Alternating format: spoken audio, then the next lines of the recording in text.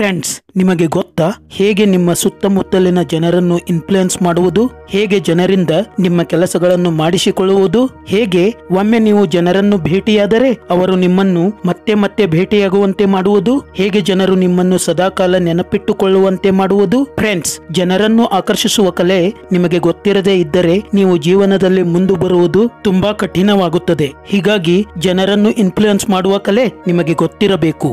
ಒಂದು ವೇಳೆ ಗೊತ್ತಿರದಿದ್ದರೆ ಈ ವಿಡಿಯೋ ಪೂರ್ತಿ ನೋಡಿದ ಬಳಿಕ ನೀವು ನಿಜವಾಗ್ಲೂ ಜನರನ್ನು ಆಕರ್ಷಿಸಲು ಪ್ರಾರಂಭಿಸುತ್ತೀರಿ. ಹಾಗಾದ್ರೆ ಅಂತಹದ್ದೇನಿದೆ ಈ ವಿಡಿಯೋದಲ್ಲಿ ಅಂತೀರಾ? ಬನ್ನಿ ನೋಡೋಣ. Number 1, give people what they want. ಹೌದು ಫ್ರೆಂಡ್ಸ್, ಇಂದು ಎಲ್ಲಿ ನೋಡಿದಲ್ಲಿ ಜನರು ಬೇರೆಯವರನ್ನು ಇಷ್ಟಪಡುವುದಕ್ಕಿಂತ ತಮ್ಮನ್ನು ತಾವು ಹೆಚ್ಚಿಗೆ ಇಷ್ಟಪಡುತ್ತಿದ್ದಾರೆ. ಹೀಗಾಗಿ ನೀವು ಯಾರಾದರನ್ನು ಇಂಪ್ರೆಸ್ ಮಾಡಬೇಕೆಂದಿದ್ದರೆ ನೀವು ಮೊದಲು ಜನರ ಇಷ್ಟಾರ್ಥದ ಬಗ್ಗೆ ಹೆಚ್ಚು ತಿಳಿದುಕೊಳ್ಳಿ. ನೀವು ಎಂದೂ ಜನರ ಮುಂದೆ ನಿಮ್ಮ ಇಷ್ಟದ ವಿಷಯಗಳನ್ನು ಹೇಳದೆ ಅವರ ಇಷ್ಟದ ಬಗ್ಗೆ ವಿಚಾರಿಸಿ. ಹೀಗೆ ಜನರಿಗೆ ತಮ್ಮ ಬೇಕು ಬೇಡುಗಳ ಬಗ್ಗೆ ವಿಚಾರಿಸಿದಾಗ ಅವರಿಗೆ ಸಹಜವಾಗಿ ನಿಮ್ಮ ಮೇಲೆ ಗೌರವ ಭಾವನೆ ಹುಟ್ಟುತ್ತದೆ. Number 2, speak with their name. ಹೌದು ಫ್ರೆಂಡ್ಸ್, ನೀವು ಯಾವಾಗಲೂ ಯಾರೊಬ್ಬರ ಜೊತೆ ಮಾತನಾಡುವಾಗ ಅವರ ಹೆಸರು ಬಳಸಿ ಕನ್ವರ್ಸೇಷನ್ ಸ್ಟಾರ್ಟ್ ಮಾಡಿ. ನಿಮ್ಮ ಕನ್ವರ್ಸೇಷನ್ ನ ಮೊದಲ 3 ನಿಮಿಷಗಳಲ್ಲಿ 3 ಬಾರಿ ಅವರ ಹೆಸರನ್ನು ಬಳಸಿ. ಒಬ್ಬ ವ್ಯಕ್ತಿಯ ಹೆಸರನ್ನು ನಾವು ಪದೇ ಪದೇ ಕರೆದಾಗ ಆ ವ್ಯಕ್ತಿಗೆ ತನ್ನ ಹೆಸರಿನ ಒಂದು ಪ್ರೌಡ್ ಫೀಲ್ ಆಗುತ್ತೆ. ಜಗತ್ತು ಆ ವ್ಯಕ್ತಿಯನ್ನು ಆ ಹೆಸರಿನಿಂದ ಗುರುತಿಸುತ್ತಿದ್ದು, ಯಾರಾದರೂ ಅವನನ್ನು ಅವನ ಹೆಸರಿನಿಂದ ಮಾತನಾಡಿದರೆ ಅವನಿಗೆ ಅದು ಒಂದು ಹೆಮ್ಮೆಯ ಸಂಕೇತವಾಗುತ್ತದೆ.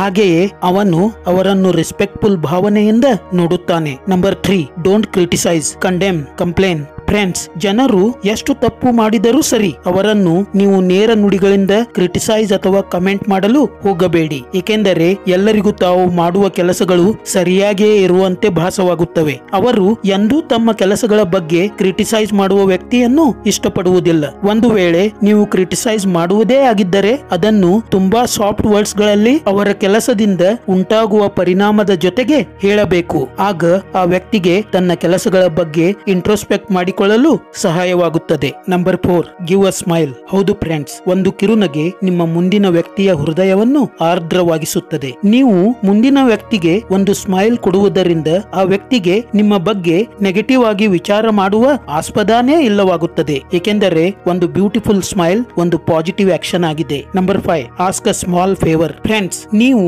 ಒಬ್ಬ ವ್ಯಕ್ತಿಯಲ್ಲಿ ಒಂದು ಚಿಕ್ಕ ಸಹಾಯವನ್ನು ಕೇಳಿದಾಗ ಅವನಿಗೆ ಬೇರೆಯವರಿಗೆ ಸಹಾಯ ಮಾಡುವ ಖುಷಿಯ ಅನುಭವವಾಗುತ್ತದೆ. ನಾವು ಯಾರಿಗಾದರೂ ಒಂದು ಚಿಕ್ಕ ಸಹಾಯ ಮಾಡಿದಾಗ ಅದರಿಂದಾಗುವ ಖುಷಿಯ ಅನುಭವವೇ ಬೇರೆ. ಹೀಗೆ ನೀವು ಜನರಿಗೆ ಒಂದು ಚಿಕ್ಕ ಸಹಾಯವನ್ನು ಕೇಳುವುದರ ಮೂಲಕ ಅವರಿಗೆ ಖುಷಿಯ ಅನುಭವವನ್ನು ನೀಡಿ ನಿಮ್ಮ ಕೆಲಸಗಳನ್ನು ಮಾಡಿಕೊಳ್ಳಬೇಕಂತ ಹೇಳ್ತಾ ಈ ವಿಡಿಯೋವನ್ನು ಇಲ್ಲಿಗೆ ಮುಕ್ತಾಯಗೊಳಿಸ್ತಾ ಇದ್ದೀನಿ. ಜೈ ಕರ್ನಾಟಕ.